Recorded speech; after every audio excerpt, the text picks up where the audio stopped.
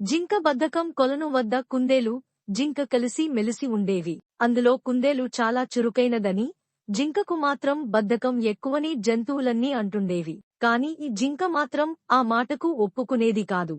ఏం కాదు, నేను కూడా చాలా చురుకైనదాన్ని అని గొప్పలు పోయేది. ఒకరోజు ఇదే మాట పైన జంతువుల మధ్య వాదన వచ్చింది. కొలనుకు పెద్దాయన ఏనుగు మధ్యలో కల్పించుకుని, సరే, జింక తాను చురుకైన దాన్నని వాదిస్తోంది కాబట్టి దానికి కుందేలుకు ఒక పోటీ పెడతాను. ఒక పెద్ద దుంపను మన కొలను ప్రాంతంలోనే దాచిపెడతాను. దాన్ని ఇద్దరిలో ఎవరు వెతికి తీసుకొస్తే వారే విజేత. ఆ దుంప మొత్తాన్ని బహుమతిగా పొందొచ్చు అని చెప్పింది. దానికి కుందేలు, జింక సరేనన్నాయి. మిగతా జంతువులన్నీ ఉత్కంఠగా చూస్తున్నాయి. పోటీ మొదలుకాగానే కాసేపు గబగబా వెతికిన జింకకు అంతలోనే విసుగొచ్చింది. అబ్బా, ఇంత పెద్ద ప్రాంతంలో ఆ దుంపను వెతకడమంటే కష్టమే. అలసిపోయాను, ముందు విశ్రాంతి తీసుకుంటా అని ఓ చెట్టు వద్ద కూర్చుండిపోయింది. కుందేలు మాత్రం ప్రతి చెట్టును, తుప్పను, బండను వెతికి దుంపను సాధించేసింది. తీరా చూస్తే ఆ దుంప జింక కూర్చున్న చెట్టు త్వరలోనే ఉంది.